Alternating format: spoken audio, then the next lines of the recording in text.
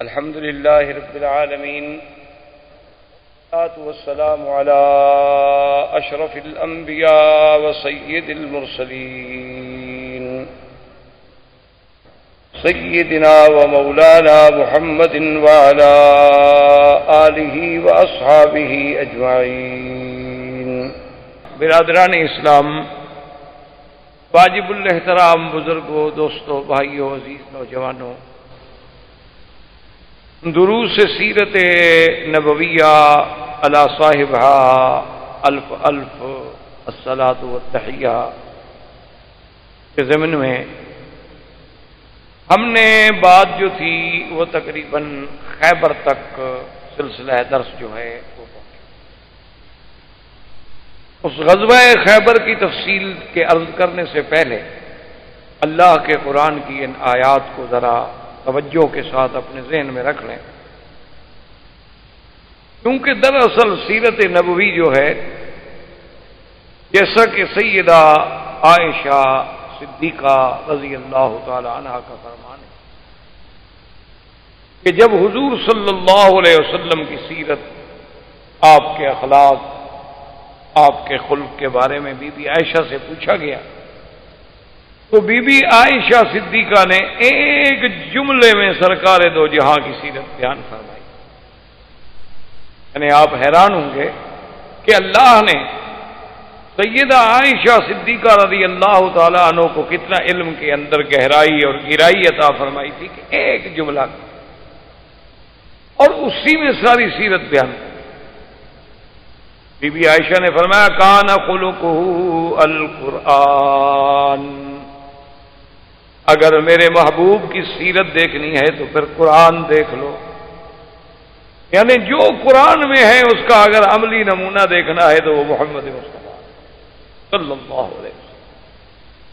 تو اصل دروس سے سیرت کا مقصد ہی یہ ہوتا ہے کہ ہمیں اللہ کے قرآن کی سمجھ آئے اور حضور صلی اللہ علیہ وسلم کی سیرت کا ہر پہلو جو ہے وہ قیامت تک کے لیے ہمارے لیے باعث اتباع ہے، اور ہم اس سے سیکھیں کہ سرکار دو جہاں کا صلح میں کیا کردار تھا، جنگ میں کیا کردار تھا، آپ کا محبت میں کیا کردار تھا، غصے میں کیا کردار تھا، سفر میں آپ کا کیا عمل تھا، حضر میں آپ کا کیا عمل تھا، اصحاب کے ساتھ کیا محبت تھی، اعداء کے ساتھ معاملہ کیسے تھا، امانت، صداقت، دیانت، وفا، شجاعت، ہر پہلو جو ہے بندے کی نظر میں آئے، اور وہ پہلو صرف نظر میں نہ آئے بلکہ حضور کی سیرت کو وہ اپنے لیے مقتدا سمجھے کہ مجھے بھی اللہ تبارک و تعالی ان حالات میں اس کے مطابق عمل کرنے کی توفیق۔ تو اب آپ دیکھیں قرآن پاک پہ غور فرمائیں کہ جب حضور پاک نے بیعت لی تھی حدیبیہ میں، جو آپ پڑھ چکے، اس بیعت کو اللہ نے کتنی بڑی عظمت دی کہ ان الذین یبایعونک، میرا مدنی محمد مصطفیٰ، جو لوگ آپ کی بیعت کر رہے ہیں، انما یبایعون اللہ، یہ میرے نبی آپ کی بیعت نہیں کر رہے، یہ تو میری بیعت کر رہے، کیونکہ آپ تو میرے لیے بیعت میں، اور ان کو میں نے اتنی عظمت بخشی ہے کہ ید اللہ فوق ایدیہم، کہ جب آپ ان کی بیعت کر رہے تھے تو ایک تو آپ کا ہاتھ تھا، ایک صحابی کا ہاتھ تھا، اور ان پر میرا، یعنی اللہ نے اس کو اتنی عزت و عظمت بخشی۔ اسی لیے اب حضور صلی اللہ علیہ وسلم نے جب غزوہ خیبر کے لیے تیاری کی تو آپ نے فرمایا کہ غزوہ خیبر میں صرف وہ لوگ میرے ساتھ جائیں گے جو حدیبیہ میں۔ اب جو لوگ حدیبیہ میں نہیں آئے تھے، جو اعراب رہ گئے تھے، ان کو پتا تھا کہ 1400 آدمی ہیں اور کوئی تیاری نہیں ہے اور مکہ جا رہے ہیں اور دشمن نے ان کو واپس تھوڑے آنے دینا ہے، تو ڈر کے مارے نہیں آئے تھے۔ اب جب پتہ لگا کہ حضور خیبر جا رہے ہیں، اور ان کو یہ بھی سنائی، خبر دے گئی کہ اللہ نے نبی سے خیبر کے فتح ہونے کا وعدہ بھی کر لیا ہے، اللہ نے قرآن میں کہہ دیا ہے وَأَصَابَكُمْ فَتْحًا قَرِيبًا، ہم ایک بہت جلد آپ کو فتح نصیب کریں گے۔ تو اب وہ بھی آ گئے، اس کو قرآن نے ان الفاظ میں بیان فرمایا کہ سَيَقُولُ لَكَ الْمُخَلَّفُونَ مِنَ الْأَعْرَابِ شَغَلَتْنَا أَمْوَالُنَا وَأَهْلُونَا فَاسْتَغْفِرْ لَنَا۔ اب جو اعراب سے پیچھے رہنے والے وہ آ گئے، انہوں نے کہا حضور ہمیں تو بچوں نے اور گھر کے معاملات نے اور حالات نے اور اشغال نے اتنا مجبور کر دیا تھا کہ حضور ہم پیچھے رہنا تو نہیں چاہتے تھے، ہم تو تڑپتے رہے، بس مجبور ہو گئے، غلطی ہو گئی، بس آپ اللہ سے ہمارے لیے بخشش مانگیں۔ تو اللہ نے فرمایا قولون بألسنتہم ما لیس فی قلوبہم، کہ جو کچھ کہہ رہے ہیں زبانوں سے کہہ رہے ہیں، ان کے دل کے اندر وہ بات نہیں ہے۔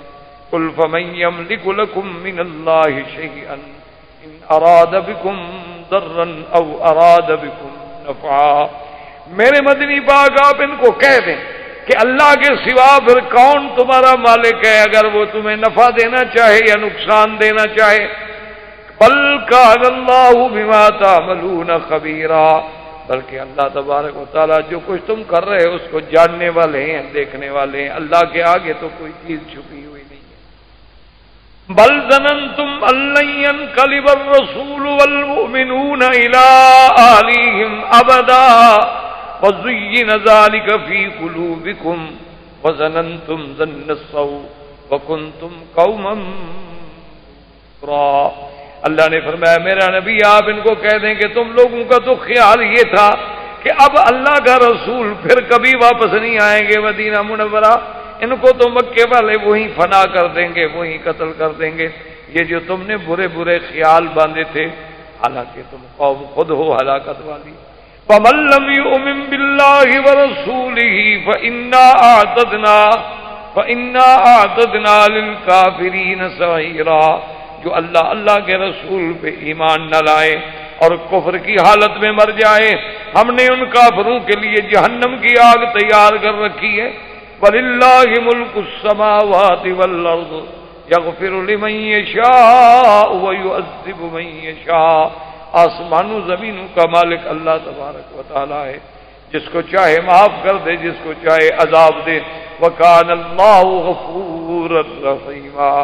سَيَقُولُ الْمُخَلَّفُونَ إِذَا انطَلَقْتُمْ إِلَىٰ مَغَانِمَ لِتَأْخُذُوهَا ذَرُونَا نَتَّبِعْكُمْ، اب وہ پیچھے رہنے والے کہتی ہیں ان کو پتہ لگا کہ اب تو تم غنیمت حاصل کرو گے، خیبر فتح ہو جائے گا کہ جی ہمیں بھی ساتھ لے چلو، ہم تمہارے ساتھ ہیں۔ یریدون ان یبدلوا کلام اللہ، وہ یہ چاہتے ہیں کہ اللہ کا فیصلہ بدل دے۔ قل لن تتبعونا كذلكم قال الله من قبل فسيقولون بل تحسدوننا بل كانوا لا يفقهون الا قليلا۔ اللہ نے فرمایا میرا مدنی آپ ان کو کہہ دیں کہ تم ہمارے ساتھ ہرگز نہیں جا سکتے ہو۔ اب وہ کہتے ہیں اچھا تم ہمارے ساتھ حسد کرتے ہو کہ ہمیں بھی مال غنیمت مل جائے گا۔ اللہ نے فرمایا حسد کی بات نہیں، یہ جاہل ہیں، یہ بات کو سمجھتے نہیں۔ قل للمخلفین من الاعراب ستدعون الى قوم اولی باس شدید تقاتلونهم او يسلمون فإن تطيعوا يؤتكم الله أجرا حسنا وإن تتولوا كما توليتم من قبل يعذبكم عذابا أليما۔ میرا مدنی آپ ان اعراب پیچھے رہنے والوں سے کہیں کہ بہت جلد اللہ تمہارا ایک قوم کے ساتھ مقابلہ کرائیں گے، ان کے ساتھ اگر تم نے صحیح معنی میں قتال کیا، صحیح معنی میں اللہ رسول کی اطاعت کی تو اللہ تمہیں بہت بڑا اجر دیں گے، اور اگر اس وقت بھی تم پیٹھ دے کے بھاگے جیسے حدیبیہ میں بھاگے تھے تو اللہ تبارک و تعالیٰ جو پھرے ان کے لیے عذاب ہے دردناک۔ ہاں یہ الگ بات ہے کوئی معذور ہو، لیس علی الاعمی حرج، اگر نابینا ہے تو کوئی بات نہیں، ولا علی الاعرج حرج، اگر کوئی لنگڑا ہے بیچارہ جہاد پہ نہیں جا سکتا تو وہ بھی معذور ہے، ولا علی المریض حرج، اگر کوئی بیمار ہے غریب نہیں جا سکتا اس پر بھی کوئی گناہ نہیں۔ وَمَن يُطِعِ اللَّهَ وَرَسُولَهُ يُدْخِلْهُ جَنَّاتٍ تَجْرِي مِن تَحْتِهَا الْأَنْهَارُ وَمَن يَتَوَلَّ يُعَذِّبْهُ عَذَابًا أَلِيمًا۔ اب اللہ نے پھر وہی کہا لَقَدْ رَضِيَ اللَّهُ عَنِ الْمُؤْمِنِينَ إِذْ يُبَايِعُونَكَ تَحْتَ الشَّجَرَةِ فَعَلِمَ مَا فِي قُلُوبِهِمْ فَأَنزَلَ السَّكِينَةَ عَلَيْهِمْ وَأَصَابَهُمْ فَتْحًا قَرِيبًا۔ اللہ راضی ہوا ان ایمان والوں سے جو بیعت کر رہے تھے درخت کے نیچے، بیعت رضوان، اور اللہ ان کے دلوں میں جو کچھ ہے وہ جانتے ہیں۔ اللہ نے ان پہ رحمت بھیجی اور اللہ تبارک و تعالی ان کو نصیب کریں گے فتح قریب۔ وَمَغَانِمَ كَثِيرَةً يَأْخُذُونَهَا وکان اللہ عزیزا حکیما۔ اور اللہ نے یہ بھی فرما دیا کہ اس کے علاوہ بھی ہم تمہیں اور بھی غنیمتیں عطا فرمائیں گے۔ وعدکم اللہ مغانم کثیرۃ تاخذونها واجل لکم هذه، البتہ یہ غنیمت اللہ نے جلدی تمہارے لیے مقرر کر دی۔ وکف ایدی الناس عنکم ولتکون آیۃ للمؤمنین ویہدیکم صراطا مستقیما۔ اب وہ وجہ بھی اللہ نے بیان کر دی کہ اب حدیبیہ میں آخر صلح پہ اللہ نے راضی کر دیا، حضور کی اونٹنی رک گئی۔ حضور نے فرمایا اس کو بھی اللہ نے روکا ہے جو حابس الفیل ہیں، جس نے ہاتھیوں کو روکا تھا۔ تو بھئی اس وقت آخر روکنے کی کیا حکمت تھی؟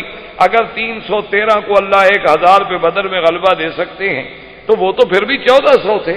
اس وقت بھی اگر اللہ فرشتے اتار دیتے، لڑائی ہو جاتی، اللہ اپنے نبی کی مدد فرما دیتے، لیکن اس وقت لڑائی نہیں کرنے دی، صلح ہو گئی۔ وجہ کیا تھی وہ بھی بیان کر دی۔ اللہ نے فرمایا هم الذین کفروا وصدوکم عن المسجد الحرام، وہ کافر جنہوں نے تمہیں مسجد الحرام سے روکا، والہدی معکوفا ان یبلغ محلہ، جبکہ قربانی کے جانور بندے ہوئے تھے کہ اپنے حرم میں جا کے ذبح ہو جائیں۔ اللہ نے فرمایا ولولا رجال مؤمنون ونساء مؤمنات لم تعلموهم ان تطؤوهم فتصيبكم منهم معرة بغير علم ليدخل الله في رحمته من يشاء لو تزيلوا لعذبنا الذين كفروا منهم عذابا أليما۔ اللہ نے فرمایا میرا مدنی اپنے صحابہ کو بتا دیں کہ اگر مکے میں مرد مسلمان اور عورتیں جن کا ایمان چھپا ہوا تھا اور تمہیں ان کا پتہ بھی نہیں تھا کہ کون مسلمان ہے اور کون کافر ہے، اگر وہ جنگ ہو جاتی اور وہ مسلمان تمہارے ہاتھوں سے مارے جاتے تو ساری زندگی تانا ملتا کہ مسلمان تو اپنوں کو بھی مار دیتے ہیں، یہ تو کلمہ پڑھنے والوں کو بھی قتل کر دیتے ہیں۔ اس وقت ہماری حکمت تھی کہ ہم نے تمہیں جنگ سے روک دیا، صلح کر دی۔ اور میں نے جیسے عرض کیا تھا کہ آپ اندازہ کریں کہ 13 سال نہیں بلکہ 19 سال میں اسلام اتنا نہ پھیلا جتنا حدیبیہ کی صلح کے بعد پھیلا، یعنی 19 سال میں تو 3000 آدمی مسلمان ہوتا ہے، صرف 2 سال صلح کے بعد 10,000 آدمی حضور صلی اللہ علیہ وسلم کے ساتھ فتح مکہ پہ جاتا ہے۔ تو یہ اس فتح کا مقام تھا۔ اب جب حضور نے خیبر کی تیاری کی، حضور نے فرمایا کہ اس میں صرف وہ لوگ شریک ہوں گے جو حدیبیہ میں شریک ہوں گے۔ اب اعراب نے زور لگایا کہ نہیں جی ہم بھی جاتے۔ حضور نے فرمایا کہ اچھا اگر تمہارا جذبہ جہاد اتنا صادق ہے تو پھر تم ہمارے ساتھ چلو، تمہیں چلنے کی اجازت ہے، لیکن اگر اللہ نے مہربانی کی جو اللہ کا وعدہ ہے وہ سچا ہوگا اور خیبر فتح ہو گیا، اللہ نے ہمیں غنیمت دی تو ہم مال غنیمت سے تمہیں کچھ نہیں دیں،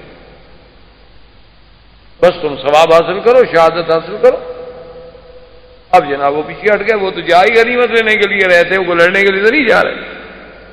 حضور صلی اللہ علیہ وسلم نے لشکر چلایا اور بڑی مشقت کا سفر کرتے کرتے کرتے حضور صلی اللہ علیہ وسلم کا لشکر جو ہے وہ خیبر پہنچا۔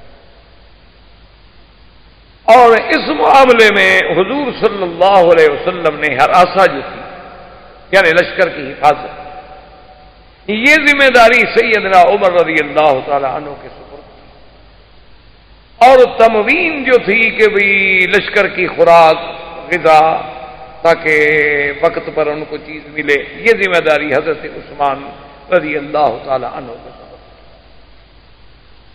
اب آپ اس بات کو سامنے رکھیں کہ خیبر جو ہے یہ اس زمانے میں بھی اور اب بھی یعنی جزیرہ عرب میں تقریباً سب سے آباد ترین خطہ جو ہے وہ خیبر میں بڑے آباد ترین زمینیں تھیں، بڑے چشمے تھے، باغات تھے، اور یہودی جب مدینے سے اجلا ہوئے تھے تو ان سب لوگوں نے بھی اسی خیبر کو اپنا مستقر بنایا۔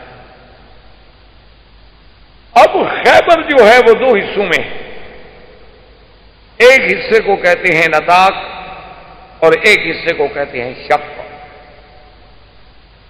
پھر ہر حصے میں بڑے بڑے حصون تھے، حصون مانا قلعے، جیسے آپ نے دیکھا نا باب الملک عبدالعزیز سے نکلے تو آپ کو سامنے ترکوں کے زمانے کا بنا ہوا ایک بڑا قلعہ نظر آئے، کیونکہ پہلے دور میں لڑائیاں جو تھیں ہوتی تھی تیر کی، تلوار کی، نیزے کی، بھالے کی، تو اس دور میں بہت کم قسم کی بندوقیں بھی ہوتی تھیں، تو یہ قلعے جو تھے یہ بڑی حفاظت کا ذریعہ تھے کہ اب آپ قلعے کے اندر بیٹھے ہیں تو آپ کو تیر تو نہیں لگ سکتے، آپ کو کوئی نیزہ بھی نہیں مار سکتا،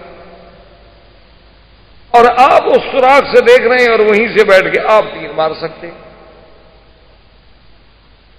تو یہودی قوم جو ہے چونکہ یہ ابتدا ہی سے سرمایہ دار اور بڑی دولت مند قوم تھی، تو یہ جہاں جہاں بھی گئے انہوں نے بڑے بڑے قلعے بنائے تھے، بڑے بڑے برج بنائے تھے، تاکہ ان کے جو بادشاہ ہیں، ان کے جو وزراء ہیں، ان کے جو رائل فیملی کے لوگ ہوتے تھے، سردار ہوتے تھے، وہ سب ان بڑے بڑے قلعوں میں رہتے تھے۔ تو نطاق میں بھی قلعے تھے اور شک میں بھی قلعے،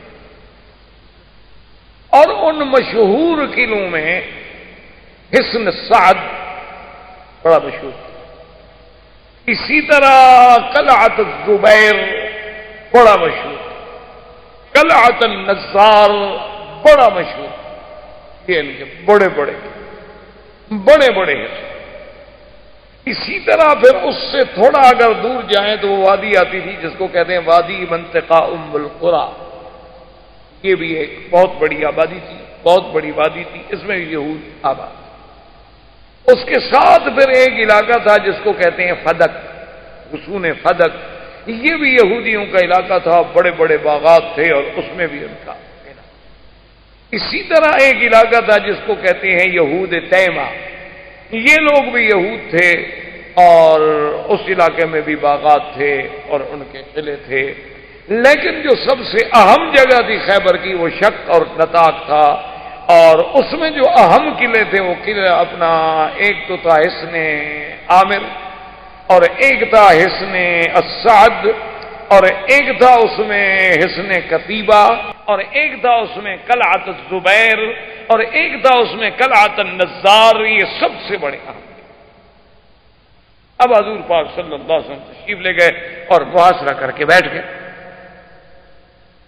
حضور صلی اللہ علیہ وسلم نے ان کا اس زمانے میں جو بادشاہ تھا وہ تھا کنانۃ ابن ابی الحقیق، اس کے پاس اپنا وفد دے۔ حضور صلی اللہ علیہ وسلم نے فرمایا کہ ہماری 3 شرائط، ان 3 شرائط میں سے جو شرط آپ کو قبول ہو، ہم اس 3 شرطوں میں سے کوئی ایک شرط اگر آپ قبول فرما لیں تو ہم ماننے کے لیے تیار۔ سب سے پہلی شرط تو یہ ہے کہ اسلم، اسلام لے، ہم تم سب کو دعوت دیتے ہیں اسلام کی کہ تم اسلام لاؤ اور ہمارے بھائی بن جاؤ۔ جب تم اسلام میں داخل ہو گئے تو بات ختم ہو، پھر تو کوئی اختلاف ہی نہیں۔ اور دوسری شرط یہ ہے کہ اگر تم اسلام قبول نہیں کرنا چاہتے ہو تو جزیہ، جسے آج کل مستشرقین اور اعداء اسلام مسلمانوں کے خلاف ایک بڑا پراپگنڈا کرتے ہیں، جی مسلمان ٹیکس لیتے ہیں اور لوگوں کو غلام بناتے ہیں اور لوگوں کو قیدی بناتے ہیں اور ان کی لڑکیوں کو کنیزیں بنا دیتے ہیں اور لڑکوں کو غلام بنا دیتے ہیں، عبد بنا دیتے ہیں، اور جو باقی بچ جائیں ان سے ٹیکس لیتے ہیں اور جزیہ لیتے ہیں اور یہ شور کرتے ہیں، یہ انتہائی ایک محض عداوت ہے۔ کون سا ملک ہے جو ٹیکس نہیں لیتا اپنے شہریوں سے؟ کوئی ایک ملک مجھے بتائیں، ہر ملک ٹیکس لے۔ اور دوسری بات یہ ہے کہ آپ مجھے، آخر اللہ کا شکر ہے پڑھے لکھے لوگ ہیں آپ، مثلا ہم نے ایک ملک پہ چڑھائی کی، اللہ نے فتح دی، وہاں کے لوگ جو تھے مال جو ہے وہ بھی ملا، ان کے جوان بھی ملے اور لڑکیاں بھی ملی، قید ہو گئے۔ اب آپ مجھے بتلائیں کہ ان کے جو قیدی ہیں، جوان لڑکے ہیں یا لڑکیاں ہیں، ان کے بارے میں کیا کریں؟ یا تو ان کو قتل کر دیں، کیوں دشمن ہے؟ تو اب ان کو قتل کریں تو پھر بھی تو آپ چیخیں گے کہ جی دیکھو جی جب بلا وجہ قیدی ہو گئے، جنگی قیدی ہیں، قتل کرنے کی کیا ضرورت تھی؟ اچھا جی قتل نہیں کرتے تو اب کیا کریں؟ ان کو ہمیشہ بٹھائے رکھیں، جیل میں خرچہ دیتے رہیں؟ یعنی اگر ہم نے 10,000 قیدی بنا لیا ہے دشمن کا تو 10,000 آدمی کو رکھنا، ان کو 3 وقت کا کھانا دینا، ان کی رہائش، ان کا مکان، سردی گرمی، کپڑا لباس، یہ تمام اخراجات ہم کریں، ہمارے دشمن ہیں وہ. اب ہم ان کو چھوڑ دیں تاکہ اور کسی دشمن علاقے میں جا کے پھر وہ فوج لے کر ہم پر چڑھائی کریں. اسلام نے تو اس سے بڑا حل کیا ہو سکتا ہے کہ ان کے اموال جو ہیں مجاہدین میں تقسیم کر دیے جائیں، اور ان کی لڑکیاں جو ہیں وہ بھی بانیاں بن جائیں، اور لڑکے جو ہیں وہ عبد بن جائیں. اور ساتھ پھر اسلام نے ہر بات میں ان کو آزاد کرنے کی ترغیب دی تاکہ وہ لوگ آزاد ہوں. اور اگر اسلام کے قریب رہتے رہتے مسلمان ہو جائے تو اور اچھی بات، تاکہ وہ کسی کی حفاظت میں آئے، کسی کی جائے پناہ میں. اسلام نے اگر جزیہ رکھا ہے تو اس جزیے کے لیے ذمہ داری ہے اسلام کی کہ ان کی حفاظت کرے گا، ان کا پہرا دے گا. ان پر دشمن حملہ کرے تو یہ ان کی طرف سے لڑیں گے. اسی لیے ایسے واقعات موجود ہیں تاریخ اسلام میں کہ جب بعض لوگ ایسے حالات ہو گئے، انہوں نے باقاعدہ کافروں کو پیغام بھیجا کہ اب ہم کمزور ہو چکے ہیں، ہمارے پاس اتنی لشکر نہیں ہے کہ ہم آپ کی حفاظت کر سکیں، لہذا جزیہ بند کر دو. جب ہم حفاظت نہیں کر سکتے تو ہم ٹیکس کیوں لیں آپ سے؟ تو حضور پاک صلی اللہ علیہ وسلم نے فرمایا کہ 3 شرطیں ہیں، اسلام یا جزیہ و اما السیف. اگر یہ دونوں تمہیں قبول نہیں ہے تو پھر میدان میں مقابلہ ہوگا تلوار کے ساتھ، پھر فتح شکست اللہ کے ہاتھ. انہوں نے کہا، کافروں نے، یہودیوں نے، انہوں نے کہا کہ جی ٹھیک ہے، آپ کی باتیں ہمیں پہنچ گئی ہیں، ہمیں بھی ٹائم دیں، ہم غور کریں. ہم غور کرنے کے بعد جو حقیقت ہوگی، جو بات درست ہوگی، اس کے بارے میں ہم آپ کو مطلع کریں. وہ واپس آ گئے. خدا کی شان یہ ہے کہ بھی مسلمان تو اب وہ قاصد تھے، واپس آ گئے مطمئن ہو کر کے بھی آخر جواب دیں گے نا، اس کے بعد جنگ ہوگی. لیکن یہودی چونکہ غدار و مکار قوم تھی، ابھی وہ حضرات واپس اپنے خیمے میں پہنچے اور انہوں نے جناب قلعے سے نکل کے مسلمانوں پہ حملہ کر دیا. اب مسلمان تو اس حملے کے لیے تیار ہی نہیں تھے، وہ تو بڑے آرام سے بیٹھے ہوئے. اس حملے کا اتنا اثر ہوا کہ مسلمانوں کے پاؤں اکھڑ گئے. لیکن اللہ نے مہربانی کی کہ مسلمان بیدار ہوئے، مسلمان تیار ہوئے، پھر مقابلے پہ ڈٹ گئے. اور آخر یہ ہوا کہ جب شام کا وقت آیا تو یہودی جو تھے وہ اپنے لشکر کے ساتھ واپس قلعے میں چلے گئے اور قلعے میں داخل ہو کر قلعہ بند کر دیا. لیکن سب سے پہلا غدر جو تھا ان کا سامنے آ گیا کہ بھئی ہم نے وفد بھیجا ہے، آپ شرائط قبول کرتے ہیں یا انکار کرتے ہیں، اس کے بعد باقاعدہ اعلان جنگ ہوتا ہے. محمود ابن مسلمہ ایک صحابی تھے، وہ اسی اثنا میں لڑتے اور رات ہو گئی، اندھیرا ہو گیا، تو وہ یہودیوں کے ایک قلعے کی دیوار کے نیچے جا کے تھک کے بیٹھ گئے. نے کہا تھوڑا سانس لے لوں اور پھر چلا جاؤں. ان یہودیوں کو جو پتہ چلا تو ان کا ایک بہت بڑا ماہر جنگجو آدمی تھا جس کا نام مرحب، یاسر مرحب، یہ بڑے ان کے مشہور لوگ تھے. وہ مرحب باہر نکلا اور اس نے آ کے تلوار سے حملہ کیا، اور محمود ابن مسلمہ جو تھے وہ بیچارے اتنی تلوار لگی زخمی ہو گئے، اور زخمی حالت میں بیچارے وہاں سے بھاگے، لیکن اپنے خیمے اپنے کیمپ تک پہنچتے شہید. اور یہ سب سے پہلے شہید ہوئے جنگ خیبر. اسی اثنا میں بنو غطفان، وہ جن کے بارے میں آپ پہلے پڑھ چکے ہیں، جن کے سردار کے بارے میں حضور نے فرمایا تھا الاحمق المطاع، یہ ہے تو احمق لیکن ہے ایسا بے وقوف کہ اس کی لوگ مانتے ہیں. بہرحال وہ اپنا لشکر لے کے نکلا کہ میں یہودیوں کو مدد کو پہنچوں، کیونکہ یہودی ہمارے حلیف ہیں. حضور صلی اللہ علیہ وسلم نے اپنا وفد بھیجا، آدمی بھیجا کہ بھئی تم عقل کرو، تمہارے ساتھ تو ہماری لڑائی نہیں ہو رہی، ہم تو خیبر کے یہودیوں پر لڑائی کر رہے ہیں، اور تم بنو غطفان کہاں یہاں سے ہم سے بھی زیادہ دور ہو مدینہ منورہ سے، تم کیوں خواہ لشکر لے کے آ رہے ہو؟ عقل کرو. اچھا چلو ایسا کرو کہ تمہارے ساتھ ہم فیصلہ کرتے ہیں کہ آدھا پھل جو ہے اللہ نے ہمارا خیبر ہمیں فتح کر دیا، تو سال میں جو پھل ہوگا آدھا تمہارا آدھا مسلمانوں کا، لیکن تم اپنا لشکر لے کے واپس جاؤ. اس نے کہا یہ عجیب بات ہے، خیبر فتح نہیں ہوا اور آدھا پھل آپ مجھے دے رہے ہیں، میں کیسے مان لوں؟ انہوں نے کہا اچھا بھی اگر خیبر فتح ہو گیا آخر معاہدے میں تو رسک لینی پڑتی ہے نا، ہم تمہیں پورا خیبر کا 1 سال کا پورا پھل دیں۔ انہوں نے کہا کہ نہیں جی میرے یہود حلیف ہے، میں تو ان کی مدد نہیں میں نہیں رکتا۔ حضور کو اطلاع ملی کہ وہ ظالم نہیں رکتا، اور اس کے پاس بڑا جنگجو لشکر تھا 4000 لڑاکا۔ ابھی وہ راستے میں تھے اور ان کا یہ احمق المتا جو سردار تھا یہ تو خیر اپنے گھوڑے پہ جلدی سے پہنچ گیا، خیبر میں داخل ہو گیا اور یہودیوں کے سرداروں کے پاس پہنچ گیا۔ لشکر تو بہرحال وہ قافلے کی رفتار۔ اب جناب رات کو سوئے ہوئے ہیں کہ ایک آواز دینے والے نے آواز دی ہے سارا خسار خن، ایک آواز دینے والے نے بڑے زور سے آواز دی یا بنو غطفان اولادکم ونساؤکم، بنو غطفان تم اپنے بیوی بچوں کا فکر کرو، کہاں لڑنے کے لیے جا رہے ہو، بیوی بچے کہاں چھوڑ کے جا رہے ہو، بتائے وہ کیا ہو گیا۔ اب وہ آواز پورے اس مسکر میں گونجی، وہ اٹھا کہ تم نے سنی، اس نے کہا اس کے بندہ ڈھونڈو، گھوڑے دوڑاؤ، ادھر جاؤ ادھر جاؤ، کوئی آدمی نہیں ملتا۔ انہوں نے کہا معلوم یہ ہوتا ہے کہ ہم تو ادھر آ گئے نا، اور مدینہ منورہ سے حضور سارے مسلمانوں کو تو لے کے آئے نہیں، 1400 آدمی لائے ہیں صرف، باقی 2-3 ہزار آدمی تو وہاں موجود ہے، ان نے ہمارے بچوں کو حملہ کر، ہم تو برباد ہو گئے، مارے گئے۔ انہوں نے لشکر واپس کیا اور ایک آدمی بھیج دیا اپنے سردار کے پاس کہ بھی ہمارے گھروں پہ حملہ ہو گیا ہے، ہم اپنا لشکر لے کے واپس جائیں۔ وہ لشکر لے کے واپس چلا گیا اور یہ یہاں بیٹھا یہودیوں کے ساتھ معاہدے کر رہا ہے کہ میرا لشکر آ رہا ہے، میرا لشکر آ رہا ہے، میرا لشکر آ رہا ہے۔ اسی اثنا میں اطلاع ملی کہ تمہارے تو اپنے قبیلے پہ حملہ ہو گیا، یہ بھی بھاگا پھر واپس۔ یہودی نے کہا کہ جاؤ تم پہلے اپنی خبر تو لو۔ اسی اثنا میں 2 دن کے بعد مرحب نکلا قلعے سے اور مبارزت کی دعوت کہ میں یبارزنی، کون ہے جو میرے مقابلے میں؟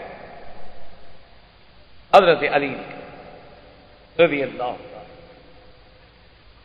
لیکن محمد ابن مسلمہ، وہ جو محمود ابن مسلمہ تھے نا، ان کے بھائی تھے دوسرے محمد، ایک تو محمود تھے اور ایک دوسرے تھے محمد ابن مسلمہ، وہ دوڑتے ہوئے آئے اور انہوں نے کہا علی مہربانی کرو تم اس کے مقابلے پہ نہ جاؤ، ھذا الرجل الذی قتل اخی، یہ وہی بدبخت ہے جس نے میرے بھائی کو مارا ہے، تو اس کے مقابلے کا مجھے حق ہے۔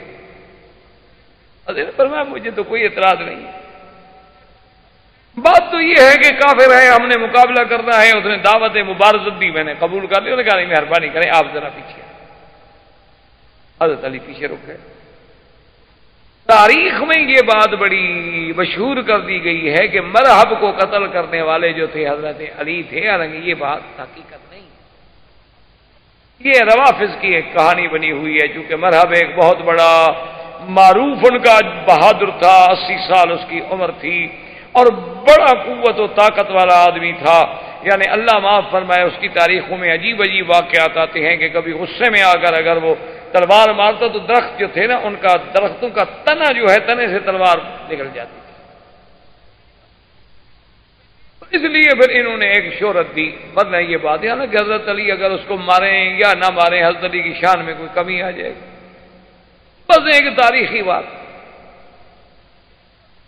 تو محمد ابن مسلمہ نے جب مقابلہ کیا تو صحابہ کہتے ہیں واللہ ما رأینا، خدا کی قسم ہم نے بھائی ایسی جنگ نہیں دیکھی کہ 2 گھنٹے متواتر ہو گئے اور برابر کی تلواریں چل رہی ہیں، اور حتیٰ کہ لڑتے لڑتے لڑتے گھوڑوں سے اتر آئے، ایک درخت کے قریب آئے، درخت کی ساری ٹہنیاں اڑ گئی، ٹنڈ منڈ ہو گیا درخت، کبھی وہ ادھر کبھی وہ ادھر کبھی وہ ادھر، اور ایک دوسرے پہ اتنے تیزی سے حملے کر رہے ہیں۔ صحابہ کہتے ہیں کہ ایسی لڑائی ہم نے نہیں دیکھی، جتنے بہادر ہیں ادھر بھی ادھر بھی سب دنگ کھڑے ہے۔ اور محمد ابن مسلمہ ایک نوجوان آدمی ہے اور وہ اتنا پرانا تجربے کار ہے، لیکن برابر کی تلوار ٹکرا رہی ہے، اور آخر اللہ پاک نے مہربانی یہ کی کہ محمد ابن مسلمہ کو خدا نے موقع دیا، انہوں نے تلوار ماری تو اس کی ایک ٹانگ کٹی۔ جب مرحب کی ٹانگ کٹی تو گر گیا، سیدھی سی بات ہے ایک آدمی کا ایک ٹانگ کٹ جائے اور اتنی بلیڈنگ بھی ہو رہی ہو، خون بھی ہو رہا ہو، چاہے کتنا بڑا بہادر۔ جب وہ گرا درخت کے نیچے تو محمد بن مسلمہ نے غصے میں آ کر دوسری ٹانگ نکالی، اس کی دوسری ٹانگ جب کٹی اور محمد بن مسلمہ کھڑے ہیں، اس نے کہا فقتلنی، انہوں نے کہا دیکھو میں ہار گیا، مجھے قتل کر دو، اب مجھے کیوں عذاب دے رہے ہو؟ مجھے کیوں عذاب دے رہے ہو؟ بھی تم نے میری ایک ٹانگ کاٹ دی، پھر دوسری ٹانگ کاٹ دی، اب میں اٹھ کے لڑنے کے قابل ہوں؟ یا میں اٹھوں گا یا لڑوں گا؟ فقتلنی، میری گردن پہ تلوار پھیرو، مجھے چھڑاؤ، بس میں مان گیا کہ میں ہار گیا۔ محمد ابن مسلمہ نے کہا کہ نہیں، میں بھی تمہیں اسی طرح تڑپتے دیکھنا چاہتا ہوں جیسے میرا بھائی تڑپتے ہوئے خیمے میں گرا تھا۔ تم نے بھی تو میرے بھائی کو وہاں قتل نہیں کیا نا، زخمی کر کے بھگا دیا تھا۔ تو اسی اثنا میں چونکہ حضرت علی رضی اللہ تعالیٰ عنہ بھی پاس کھڑے تھے، انہوں نے کہا محمد ابن مسلمہ اب دشمن ہے، مر گیا ہے، اب مردے سے کیا مقابلہ ہے؟ تو حضرت علی نے بڑھ کے گردن کاٹ دی۔ اس وجہ سے تاریخ میں یہ آیا کہ مرحب کا قاتل جو ہیں وہ حضرت علی۔ ان کے مقابلے میں پھر ایک بہت بڑا جو ان کا جنگجو تھا یاسر، وہ نکلا، یہ مرحب کا بھائی تھا۔ وہ جب میدان میں نکلا تو اس نے کہا بھائی یہ بارز نہیں، میرا مقابلہ کون کرے گا؟ تو حضرت زبیر، بی بی صفیہ دوڑی، زبیر بیٹے تھے ان، اور بی بی صفیہ جو ہے وہ عمت رسول اللہ ہیں۔ انہوں نے کہا حضور مہربانی کریں، یا رسول اللہ، یا رسول اللہ مہربانی کریں، میرے بیٹے کو اس ظالم کے مقابلے میں نہ جانے دیں، وہ تو بہت بڑا یعنی خیبر کا مانا ہوا شاہ سوار ہے، اور میرا بیٹا جو ہے زبیر وہ تو نہ تجربے کار ہے، جوان آدمی ہے، وہ تو ابھی تلوار پکڑنی سیکھ رہا ہے، مہربانی کریں اس کو روک دیں، میرا بیٹا مارا جائے گا۔ آپ نے فرمایا یا صفیہ بل یقتلہ ابنک زبیر، آپ نے فرمایا کیوں گھبراتی ہو؟ تمہارا بیٹا اس کو مارے گا، مت گھبراؤ۔ اب جناب جنگ ہوئی، صحابہ کہتے ہیں ہم حیران ہو گئے کہ اب زبیر نہ تجربے کار ہے، نیا آدمی ہے، اور یاسر اتنا تجربے کار ہے، لیکن اس بے جگری سے زبیر لڑا، اور نتیجہ یہ نکلا کہ زبیر نے کہا یاسر قتل ہو گیا۔ وفرح المسلمون نے کہا اللہ اکبر اللہ اکبر، کہ ان کے دو سردار مارے گئے۔ یہودی نے کہا بھی قلعے بند کر دو، بس اب ہم اس طرح نہیں لڑتے مسلمانوں کے ساتھ، جو بھی ہمارا بندہ جاتا ہے ان کا ایک نوجوان آگے مار دیتا ہے، اور اگر اسی طرح ہمارے 5-10 آدمی اور مارے گئے تو پھر تو پورے یہودیوں میں بات پھیل جائے گی کہ یہودی مر گئے، یہودی مر گئے، ہم تو شکست کھا جائیں گے، لہٰذا واپس قلعے میں آ جاؤ، ہم نہیں لڑتے۔ اس کے بعد مقابلہ ہوتا رہا ہوتا رہا ہوتا رہا، اللہ تبارک و تعالیٰ نے آخر میں مہربانی کی، صحابہ نے حملہ کیا، تو وہ جو سب سے پہلا ان کا حصن عامر تھا، اللہ کی رحمت سے مسلمان اس میں داخل پتہ ہو گیا، اور یہود جو تھے اس سے نکل کر حصن سعد میں جو فرار ہو گئے، جو بھائی وہاں کچھ نہ کچھ سامان جو تھا وہ بھی مسلمان۔ حضور صلی اللہ علیہ وسلم اس سامان کو بیٹھے ہوئے تقسیم کر رہے ہیں کہ جاء اعرابی، ایک بدو آئے، اس نے صحابہ سے پوچھا اینا محمد، محمد مصطفیٰ کہا؟ صحابہ نے بتایا کہ حضور صلی اللہ علیہ وسلم فلاں جگہ بیٹھے ہیں، تو وہ آیا اور سلام کیا اور کہا کہ یا رسول اللہ میں اعرابی ہوں، کیا ہے؟ بدو۔ حضور نے فرمایا کیا چاہتے ہو؟ اس نے کہا حضور کچھ نہیں چاہتا، اشہد اللہ الہ الا اللہ، میں مسلمان ہونے آیا، مجھے مسلمان کریں، کلمہ پڑھائیں بس۔ حضور پاک نے کلمہ پڑھایا، اس نے کلمہ شہادت پڑھا، فرح المسلمون، مسلمانوں کو بڑی خوشی ہوئی کہ چلو اللہ کا شکر ہے، ایک آدمی آج اس حالات میں کہ جب ہم کوئی جنگ بھی نہیں جیتے ہوئے لیکن اب بھی لوگ اسلام کی سچائی کو قبول کرتے ہوئے مسلمان ہو رہے ہیں۔ تو حضور نے فرمایا صحابہ سے کہ بھی اگر تمہیں اعتراض نہ ہو تو یہ جو کچھ قلعے سے ہمیں تھوڑا بہت سامان ملا ہے، اس میں سے اس غریب کو بھی تھوڑا حصہ دے دیں، غریب ہے، عربی ہے، بدو ہے بیچارہ۔ انہوں نے کہا حضور ہمیں اعتراض نہیں ہے۔ حضور نے فرمایا اچھا اس کو سامان دے دو، وہ کھڑا ہو گیا، اس نے کہا واللہ ما جئت لہذا، انہوں نے کہا حضور پاک میں اس کے لیے نہیں آیا تھا کہ مجھے مال غنیمت مل جائے گا، مجھے کچھ سامان مل جائے گا، میں تو اس لیے آیا ہوں اقتلوا فی سبیل اللہ فی نہری ھذا، میں تو اس لیے آیا ہوں کہ اللہ کے راستے میں یہ میری جگہ کٹے اور میں شہید ہو جاؤں، میں تو شہادت کی موت کے لیے آیا ہوں۔ حضور نے فرمایا ان صدقت صدق اللہ، اگر تم سچے ہو تو اللہ پھر تمہیں سچا کرے۔ اب دوسرے دن جب جنگ شروع ہوئی تو مقابلے پہ کھڑے ہیں، ٹھیک وہاں سے یہودیوں نے تیر مارا اور عین اسی جگہ اس کو تیر لگا جہاں انگلی رکھی اور شہید ہوا۔ صحابہ اٹھا کے حضور نے فرمایا ہوا یہ وہی آدمی ہے جو اگلے دن کہہ رہا تھا؟ انہوں نے کہا ہاں حضور یہ وہی آدمی ہے، اور جہاں انگلی رکھی تھی وہی تیر لگائے۔ آپ نے فرمایا واللہ قتل شہیدا وانا شہید علیہ، یہ اللہ کے راستے میں شہید ہوا اور محمد اس کا گواہ ہے صلی اللہ علیہ وسلم۔ صحابہ کہتے ہیں خدا کی قسم ہم نے تمنا کی کہ اے کاش اس کی جگہ آج ہم ہوتے۔ یہی وہ راز ہے میرا بھائی جو مسلمانوں کو اللہ نے عظمت دی ہے، جو کفر کو سمجھ نہیں آ سکتا۔ ابھی 1400 سال گزر گئے، ہم ایمان کے اضعف ترین حالت سے بھی نیچے گرے ہوئے ہیں۔ یعنی ہمارے اندر نہ وہ ایمان ہے، نہ وہ اسلام ہے، نہ صداقت ہے، نہ دیانت ہے، نہ امانت ہے، صرف نام کے مسلمان ہیں۔ لیکن آج بھی اگر آپ دیکھیں، اخبارات کھول کے دیکھیں کہ لاکھوں کا لشکر ہے، منظم ہے، قوت ہے، طاقت ہے، ایئر فورس ہے، مقابلے میں کون ہے جی؟ مجاہدین۔ کتنے؟ 400 500 600 800 کتنے ہوں؟ کشمیر میں دیکھ کیا ہو، یعنی آپ دیکھیں 7 لاکھ فوج کا آپ کیا سمجھیں؟ یعنی 7 لاکھ آدمی کو اگر ایسے آپ خیمے لگا کے بھی بٹھانا چاہیں تو یہاں سے لے کر حرم تک تو صرف خیمے لگ جائیں گے۔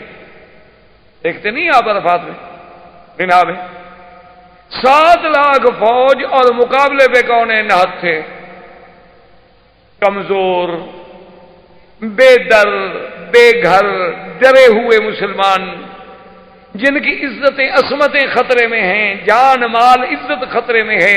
مدد کرنے والے کون ہیں؟ مجاہدین۔ اچھا وہ مجاہدین بھی کون ہیں؟ کوئی کسی ملک سے، کوئی کسی ملک سے، کوئی کسی ملک سے۔ وہ ایک جذبہ شہادت انہیں اٹھا کے لایا ہے کہ بھئی وہاں ہمارے مسلمانوں کی عصمت دری ہو رہی ہے، قتل ہو رہا ہے، ان کو ظلم ہو رہا ہے، چلو ہم پھر کیوں زندہ رہیں، ہم بھی جائیں ان کی مدد کریں۔ اور وہاں جناب یہ عالم ہے، باقاعدہ حقائق ہیں، یہ محض یہ بات نہیں، تاریخی حقائق ہیں کہ ان کی فوج کے بعد بعض آفیسر جو ہیں وہ نفسیاتی طور پہ پاگل ہو گئے اور انہوں نے اپنے افسروں پہ گولیاں چلا دی۔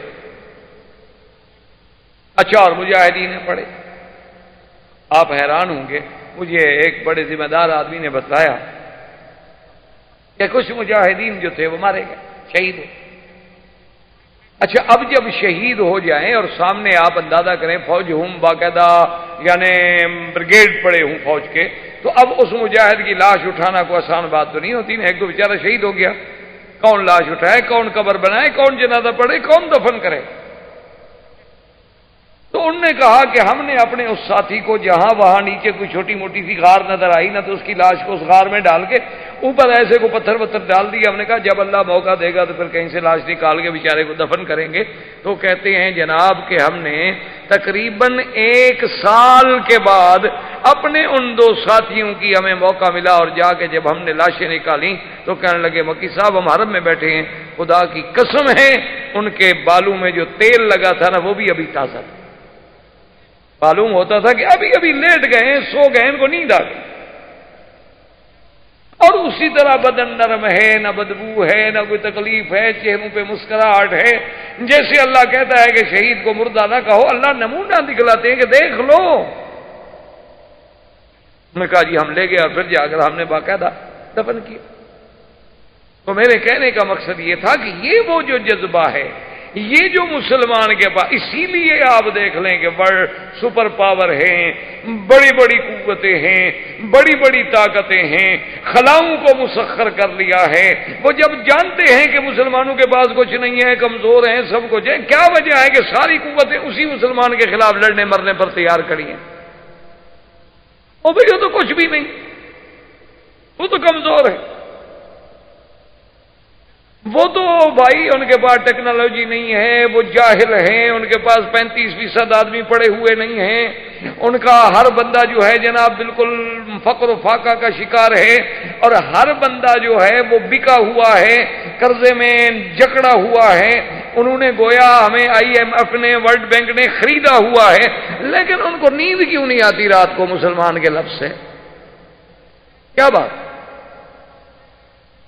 ان کو اعتراف کرنا پڑا کہ کمیونزم جب ختم ہوا، نے کہا کمیونزم کوئی خطرہ نہیں تھا، اصل خطرہ اسلام ہے۔ یہود و نصارہ آپس میں اتنے دشمن ہیں کہ ایک حضرت عیسیٰ کو خدا سمجھتا ہے، یہودی عیسیٰ علیہ السلام کو نعوذ باللہ ولد الزنا سمجھتا ہے، یعنی ان کے عقیدے کا فرق دیکھو، لیکن مسلمانوں کے خلاف کٹھے ہیں، حتیٰ کہ پوپ نے ان کے گناہ بھی معاف کر دی، خطائیں بھی معاف کر دی۔ مسلمان کے خلاف لڑو، تمہاری خطائیں معاف ہیں۔ اگر رشدی اسلام کو بکواس کرے، ہم جناب کروڑوں پاؤنڈ لگا کر تمہاری حفاظت کرنے کے لیے تیار۔ کیوں؟ وہ رشدی اوپر سے نکل آیا ہے، سونے کے قلم سے لکھتا ہے۔ رشدی کی کتاب لکھی ہوئی جو ہے اس میں کوئی ہیرے اور موتی اور ٹانکے جڑے ہوئے ہیں، صرف یہ ہے کہ اس نے مسلمان کہلا کر اسلام کو ٹوکا ہے، مسلمان کہلا کر حضور کی ذات پہ اعتراض کیا، ازواج مطہرات پہ اعتراض کیا۔ اب دشمن کہتا ہے چلو یار کوئی ایک تو ایسا نکلا ہے نا جو مسلمان کہلاتا ہے اور پھر بھی اسلام کو تکلیف پہنچاتا ہے، بس ہمارے لیے تو یہ ہیرو ہے، وہ تسلیمہ نسرین ہو، وہ جناب رشدی ہو، وہ جناب پاکستان کے عیسائی ہوں توہین رسالت کرنے والے، ان کے لیے ہماری حکومتیں ایئرپورٹ پہ کھڑی ہوتی ہیں، ڈالروں کے چیک ساتھ ہوتے ہیں، ویزے پہلے لگے ہوتے ہیں، دوسرے ملک میں باقاعدہ ہوٹلوں میں کمرے بھی بک ہوتے ہیں، کیوں کہ حضور کو بکواس کیا ہے، عیسائی خوش ہو گیا اور ہم نے انہیں خوش کرنا ہے۔ یہ سارا کیوں ہو رہا؟ وجہ ہمارا ایمان ہے۔ آج بھی آپ ابو داؤد، آج بھی آپ حدیثوں کی کتابیں کھول کے دیکھ رہے ہیں، حضور نے فرمایا بہت جلد ایک وقت آئے گا جب پانی پہ لڑائی ہو۔ اب آنے والی جنگیں دیکھ لیں، پانی پہ ہوگی۔ حضور نے فرمایا پانی پہ لڑائی ہوگی اور یہود و نصارہ کی پوری قوتیں ایک طرف ہوں گی اور مسلمان ایک طرف ہوں گے، لیکن حضور نے فرمایا یاد رکھو فتح مسلمانوں کو۔ اب وقت آ رہا ہے، اسی لیے تو ڈر رہے ہیں سارے۔ تم نے تو قرآن پڑھا ہے نا طویل لکھنے کے لیے، کافروں نے قرآن طویل لکھنے کے لیے نہیں پڑھا، وہ سمجھتے ہیں قرآن میں کیا ہے، انہوں نے تو ایٹم قرآن سے سیکھا ہے کہ یہ کون سے پرندے تھے، ارسل علیہم طیرا ابابیل ترمیہم بحجارۃ من سجیل فجعلہم کعصف مأکول۔ ایک چونچ میں پتھر لایا، ہاتھی پہ ڈالا اور ہاتھی سے نکل کے زمین میں دھنس گیا۔ انہوں نے کہا وہ کون سا ذرہ تھا، وہ ایٹم کے ذرے پہ پہنچے، اصل بتلانے والا تو قرآن تھا۔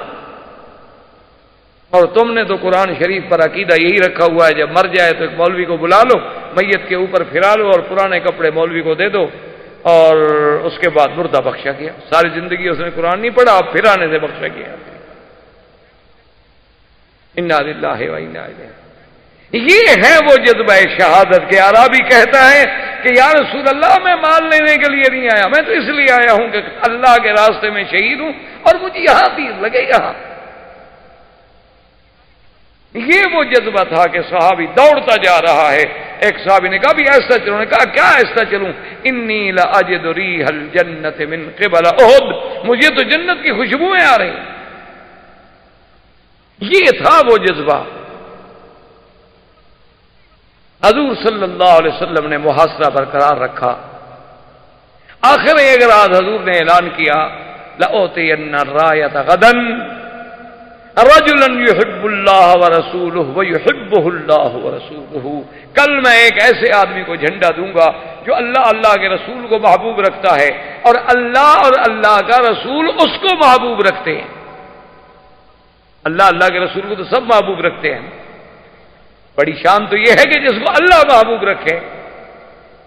صحابہ کہتے ہیں ہمیں ساری رات نیند نہیں آئی، پتہ نہیں وہ جھنڈا کس خوش قسمت کو ملتا ہے۔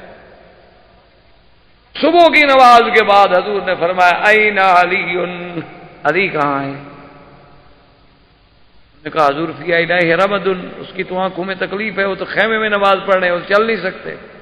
فرمایا فأت علی، علی کو لے آؤ۔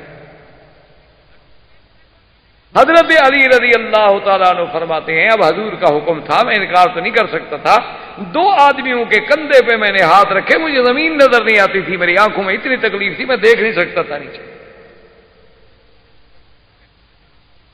حضور کے سامنے آیا، آپ نے فرمایا علی، کہا حاضر یا رسول اللہ، کہا میں نے فیصلہ کیا ہے کہ یہ قلعہ جو ہے سعد فتح نہیں ہو رہا، اس کا جھنڈا تم پکڑو۔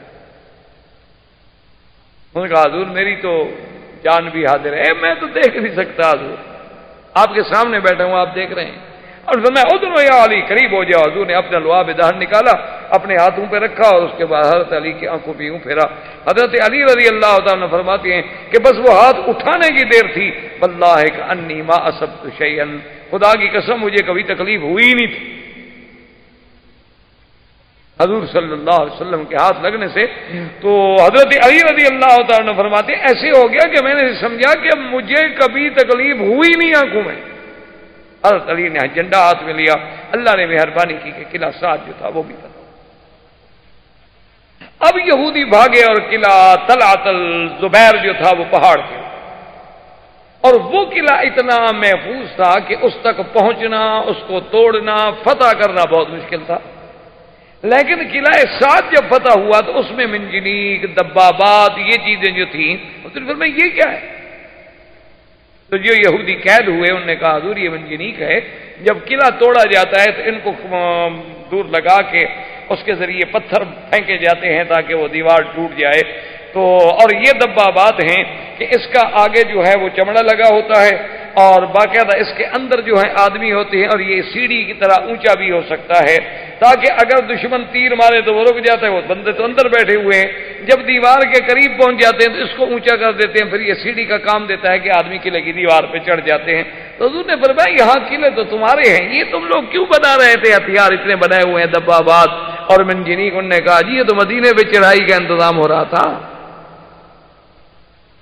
اچھا ٹھیک۔ اب جب قلعۃ الزبیر پر جا کے مسلمانوں نے محاصرہ کیا، خدا کی شان دیکھیں، ایک آدمی اس کا نام تھا غزال، یہودی، وہ آ گیا چوری چپکے سے۔ اس نے کہا مجھے بتاؤ حضور کہاں ہیں؟ صحابہ نے بتایا، وہ آ گیا، اس نے کہا یا محمد صلی اللہ علیہ وسلم، اگر آپ سمجھتے ہیں نا کہ قلعہ الزبیر جو ہے یہ فتح ہو جائے گا، یہ نہیں ہو، یہ قلعہ فتح نہیں ہو سکتا، پہاڑ پہ۔ حضور نے فرمایا تو خوفنی، تم مجھے ڈرانا چاہتے ہو؟ ان اللہ وعدنی، میرے ساتھ تو اللہ کا وعدہ ہے کہ خیبر فتح ہوگا، تم کیسے مجھے ڈراتے ہو؟ اس نے کہا حضور میں ڈراتا نہیں ہوں، لیکن یہ قلعہ فتح نہیں کر سکتے، یہ پہاڑ پہ ہے، منجنیق کا پتھر بھی نہیں پہنچ سکتا، اور آپ اس کے قریب نہیں جا سکتے، وہ اوپر بیٹھے ہیں، آپ نیچے بیٹھے ہیں، یہ فتح نہیں ہو سکتا۔ ایک طریقہ ہے فتح ہونے کا، لیکن ایک شرط ہے، اگر آپ شرط پوری کریں تو قلعہ میں آپ کو فتح کروا دیتا ہوں۔ حضور نے فرمایا بتلاؤ کیا شرط ہے؟ انہوں نے کہا حضور مجھے امان دے، مجھے، میرے بچوں کو، میرے اہل کو، عیال کو، میرے مال کو، کہ مجھے کچھ نہیں کہا جائے گا۔ حضور نے فرمایا رکھا امان۔ اس نے کہا جی اصل میں اندر سے ایک سرنگ ہے، فلاں جگہ پہ چشمہ ہے، یہ رات کو اس سرنگ کے ذریعے جا کے پورے قلعے کا پانی لے آتے ہیں، آپ اگر اس پانی پہ 4 آدمی بٹھا دیں، پانی بند کر دیں، 2 دن کے بعد قلعہ ختم ہو جائے گا، پانی اندر ہے نہیں ان کے پاس، پانی تو وہاں سے آ رہا۔ اگر پانی بند ہو جائے تو کتنے دن لڑیں گے آپ کے ساتھ؟ حضور نے فرمایا اس کا اعتبار نہیں، یہودی ہے، مکار ہے، آدمی بھیجو اس کے ساتھ جا کے دکھائے ہمیں کہاں چشمے ہیں اور کہاں سرنگ ہے۔ وہ آدمیوں کو لے گیا، صحابہ کو جا کے دکھایا، واقعی سرنگ بھی تھی، چشمے بھی تھے، اندر دروازے لگے ہوئے تھے، تو حضور نے وہاں ہراساں بٹھا دیا۔ اب جب ان کا پانی بند ہوا تو ان کا دماغ خراب ہو گیا کہ اب کتنے دن ہم لڑ سکتے ہیں؟ اللہ نے مہربانی کی، قلعۃ الزبیر بھی فتح ہو۔ اب وہ اس سے آخری دوسرے حصے کے قلعۃ النزار میں آ گئے، اور تمام یہودیوں کے بیوی بچے اہل عیال سب قلعۃ النزار میں تھے۔ مسلمانوں نے اس کا محاصرہ کیا، اللہ نے مہربانی کی، وہ قلعہ بھی فتح۔ اور اسی قلعے میں صفیہ بنت حیی بن اخطب، وہ جو یہودیوں کا بڑا سردار، اس کی بیٹی، اور زوجتا کنانۃ ابن ابی الحقیق، ان کا جو بادشاہ تھا یہودیوں کا خیبر میں، اس کی یہ بیوی، یہ بھی قیدیوں میں آئی۔ اور حضور پاک نے مال غنیمت میں جب قیدی تقسیم کیے تو یہ حضرت دہیا کے حصے میں آ گئے۔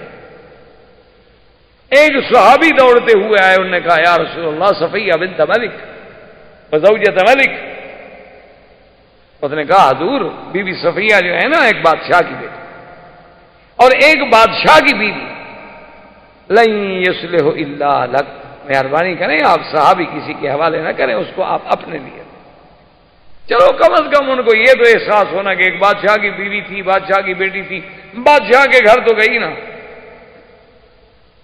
لیکن یہ ان کے لیے بڑی موت کی بات ہوگی کہ بھئی آپ ایک صحابی کو دے دیں ان کی بیٹی۔ حضور نے فرمایا کہ بھئی اب وہ حصے میں دہیا کی آ گئی ہے، اب یہ تو دہیا کی مرضی ہے۔ حضرت دہیا کو بلایا گیا تو حضور نے فرمایا کہ اس طرح مشورہ دیا، اس نے کہا واللہ ما رأیت، اس نے کہا یا رسول اللہ خدا کی قسم ہے میں نے اس وقت تک صفیہ دیکھی نہیں، میں نے تو اس کا چہرہ بھی نہیں دیکھا، آپ اگر لینا چاہتے ہیں تو اس سے بڑی خوشی کیا ہوگی مجھے، اور یہ بھی آپ تسلی فرما لیں کہ یہ نہیں کہ میں اس سے ملا ہوں، مار آئی تو میں نے دیکھا بھی نہیں اس کو۔ تو بی بی صفیہ جو تھیں حضور پاک نے ان کو آزاد کر دیا، اور آزاد کرانے کے بعد حضور صلی اللہ علیہ وسلم نے ان کو اپنی زوجہ مطہرہ بنایا، امہات المومنین میں شامل ہوئیں۔ انہی کا وہ قصہ ہے جو صحیح حدیثوں میں بڑا مشہور ہے کہ بی بی صفیہ جو تھی ایک تو ان کا قد چھوٹا تھا، اور دوسرا اس میں تو کوئی شک نہیں نا کہ ہوئی ابن اخطب کی بیٹی تھی۔ تو بی بی عائشہ اور بی بی زینب، بی بی عائشہ ابی بکر کی بیٹی تھیں، اور بی بی زینب جو تھیں اور بی بی حفصہ جو تھیں حضرت عمر کی بیٹی تھیں، اور بی بی زینب تو وہ تھی جن کا اللہ نے نکاح کیا۔ ان کو چونکہ اتنا بڑا شرف حاصل تھا تو یہ چونکہ سوکنے تو سوکنے ہوتی ہے نا چاہے کسی دور میں بھی ہوں، تو بہرحال ان کو جب غصہ آتا، کبھی کوئی بات ہوتی، کبھی موقع ملتا تو یہ صفیہ سے کہتے چپ رہو، تم کیا بات کرتی ہو، تم تو ایک یہودی کی بیٹی ہو۔ ایک دن حضور صلی اللہ علیہ وسلم آئے تو بی بی صفیہ رو رہی، حضور نے فرمایا معذرت تم کی کیوں رو رہی ہے؟ اس نے کہا رسول اللہ بی بی عائشہ، بی بی زینب، بی بی حفصہ ہر وقت مجھے چھیڑتی ہیں، کہتی ہیں کہ تم یہودی کی بیٹی ہو۔ یا رسول اللہ اس میں میرا کیا قصور ہے اگر میں کسی کے گھر میں پیدا ہوئی؟ حضور نے فرمایا صفیہ تمہیں بھی تو جواب دینا نہیں آتا نا۔ میں کہا حضور میں کیا جواب؟ وہ کہتی ہے میں ابو بکر کی بیٹی ہوں، وہ کہتی ہے میں عمر کی بیٹی ہوں، وہ کہتی ہے میرا نکاح اللہ نے عرشوں پہ کیا تھا، میں کیا جواب دوں حضور؟ حضور نے فرمایا عجیب بندی ہو تم ہو یہ ابن اخطب کی بیٹی ہو، اور تمہارا خاندان کا نسب جو ہے حضرت موسیٰ و ہارون سے ملتا ہے، تم تو اس کی اولاد سے ہو۔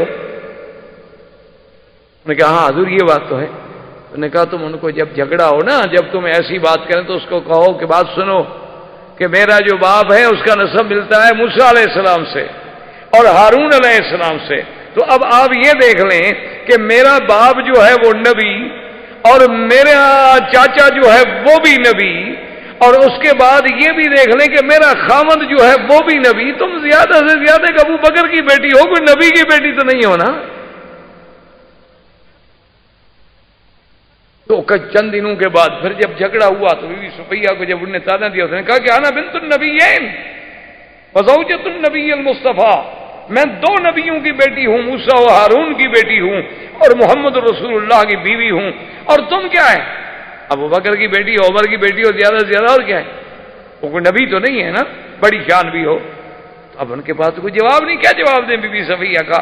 حضور صلی اللہ علیہ وسلم آئے، دیکھا کہ بی بی عائشہ اور بی بی حفصہ دونوں نے منہ جناب جھکایا ہوا ہے اور غصے میں ہیں، تو انہوں نے فرمایا ماں بکم، کیا ہو گیا تمہیں، کیا بات ہے، کیوں اداس؟ انہوں نے کہا حضور اللہ نے آپ کو دین کے لیے بھیجا ہے، آپ بیویوں کو جھگڑا کرنا بھی سکھلاتے ہیں، اللہ نے تو آپ کو دین کے لیے بھیجا ہے، آپ نبی ہیں، رسول ہیں، آپ بیوی کو جھگڑا سکھلاتے ہیں، یہ صفیہ کی طاقت نہیں کہ جواب دے سکے، یہ آپ نے سکھلایا ہے۔ تو انہوں نے فرمایا جب تم اس کو تانا دیتی ہو بنت یہودیہ کا، وہ کس نے سکھلایا تھا؟ اگر میں نے اس کو سکھلایا ہے تو میں نے سچ سکھلایا ہے یا غلط سکھلایا ہے؟ تو یہ وہ صفیہ تھی رضی اللہ تعالی عنہا جو حضور صلی اللہ علیہ وسلم کی بیوی بنی، اور خدا کی شان یہ ہے کہ ایک دن نے اس کہا کہ حضور میں ابھی کنت صغیرتن، میں ابھی چھوٹی سی تھی اور اسلام میرے دل میں داخل ہو چکا تھا۔ میں وہ کیسے؟ اس نے کہا جب مدینے سے نکالے گئے ہمارے چاچا بھی اور ہوئی ابن اخطب بھی، میرا باپ بھی، اور سب ہم جلا وطن ہوئے اور خیبر کی طرف جا رہے تھے۔ راستے میں جب بیٹھے تھے تو بات چل نکلی، میں چھوٹی سی بچی تھی اور میں ساتھ خیمے کے بیٹھی ہوئی مٹی سے کھیل رہی تھی کہ میرے باپ سے چاچا پوچھنے لگے کہ ہوئی ایک بات تو بتاؤ، تم بڑا مطالعہ کرتے ہو تورات کا، جو ہونا تھا وہ تو ہوا، لیکن یہ بتاؤ کیا یہ محمد مصطفیٰ اللہ کا سچا نبی ہے؟ اس نے کہا اللہ ہے، اللہ کا سچا نبی۔ اس نے کہا وہ نبی سچا ہے؟ اس نے کہا اچھا یہ وہی محمد الرسول اللہ ہیں جن کا ذکر تورات میں؟ نے کہا ہاں بالکل وہی محمد الرسول۔ تو اس نے کہا پھر ہم نے کیوں آخر مقابلہ کیا؟ اس نے کہا بس یہ اتفاق کی بات ہے، ورنہ وہ اللہ کا نبی تو سچا ہے۔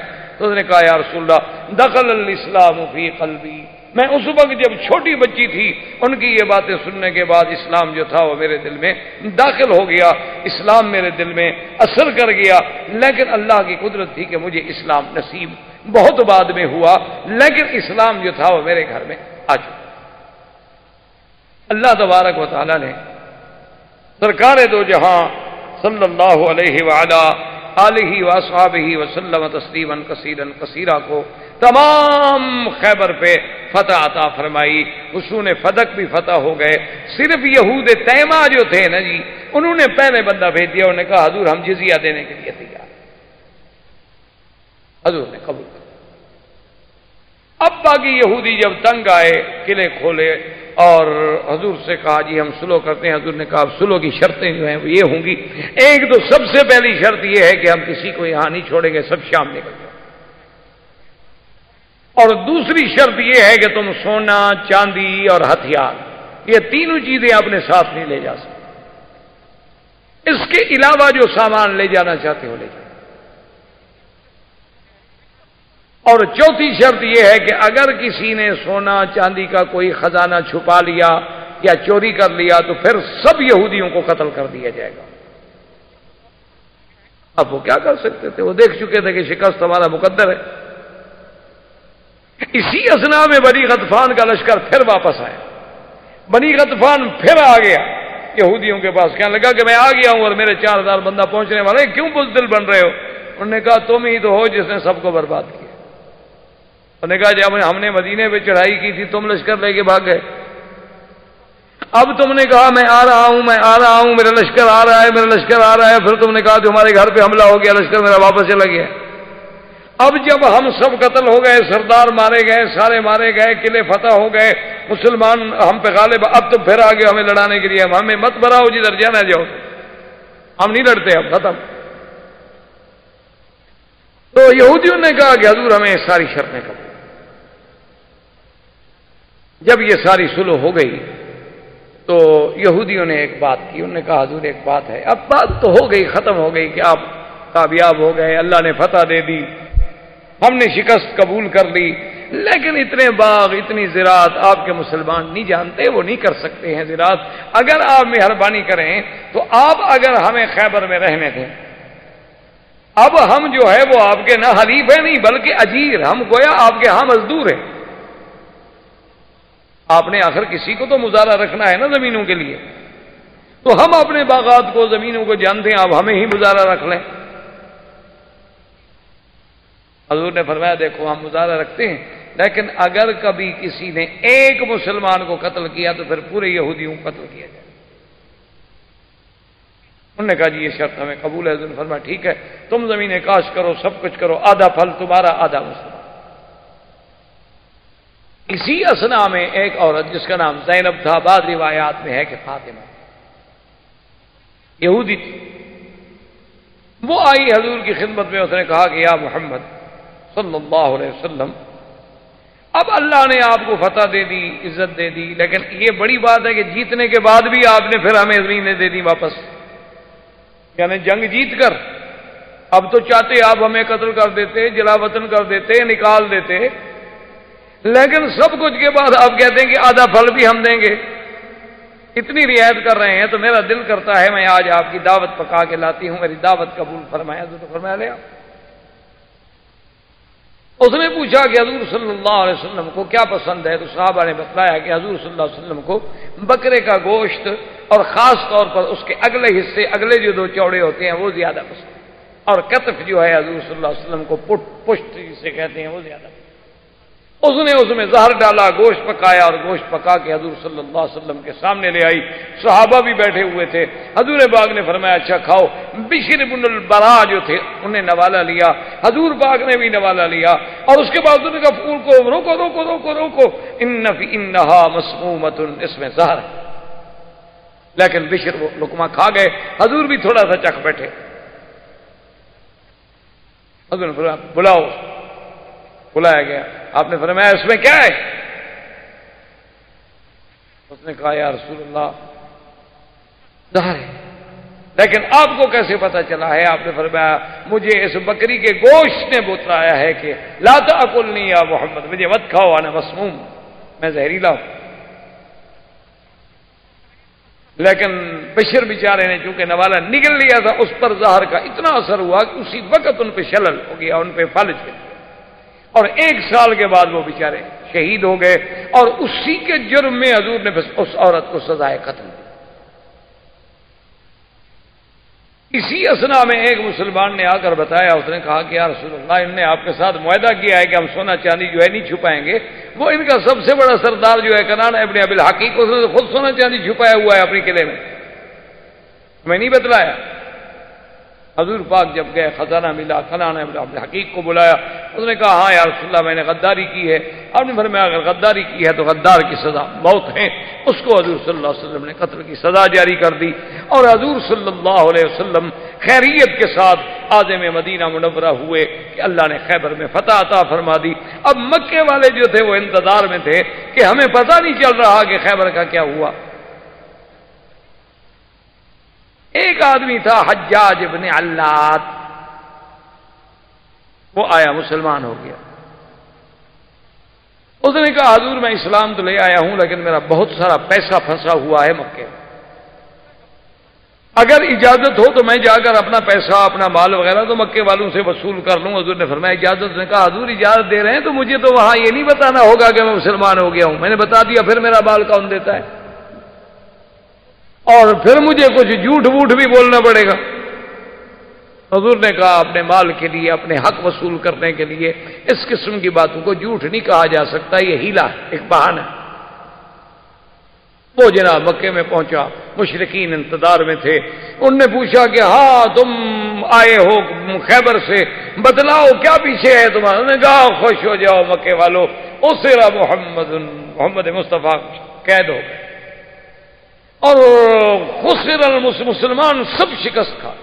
حضور خود قید ہو گئے، وہ لا رہے ہیں ابھی مکے میں تمہارے حوالے کرنے کے لیے. اور نے کہا جی کمال ہے یار، تم نے تو ایسی خوشخبری ہمیں سنائی ہے نا کہ بس ہم تو کل حفل منائیں گے اور جناب مبارکیں اور دعوتیں اور پارٹیاں اور رقص و سرود شروع ہو گئے. اس نے کہا بابا بات سنو، مہربانی کرو جلدی سے میرا مال واپس کرو، مسلمانوں کو شکست ہو گئی ہے، مدینے میں مال بیچ رہے ہیں، میں جلدی جا کے ان کا مال خریدنا چاہتا ہوں. وہ کہتا ہے کہ جناب جس مال کی مجھے مہینوں میں ملنے کی امید نہیں تھی. انہوں نے کہا تم نے ایسی خوشخبری سنائی ہے، رات لو سارا مال. ایک رات میں سارے پیسے جمع کر کے دے دیے. لیکن حضرت عباس جب وہاں تھے، یہ مکے میں تھے اس وقت، تو ان کو جب یہ پتا لگا کہ حضور قید ہو گئے، مسلمانوں کی شکست ہو گئی، تو وہ اتنے ان پہ صدمہ ہوا کہ وہ بیچارے چارپائی سے لگ گئے. 3-4 روز کے بعد انہوں نے حجاج بن علات کے پاس آدمی بھیجا کہ میں بیمار ہوں، مجھے تکلیف ہے، مجھے گھر میں آ کے ملو. حجاج بن علات جب جا کے گھر میں ملا تو عباس جو ہیں وہ بڑے پریشان ہیں، اور انہوں نے کہا سیدھی سیدھی بات بتاؤ، میرے اوپر تو صدمے کا پہاڑ ٹوٹ پڑا ہے، 1000 اختلافات ہوں، لیکن آخر محمد مدنی قید ہو گئے، آخر حضور کے چچا ہے. اس نے کہا بات سنو، یہ راز رکھو گے؟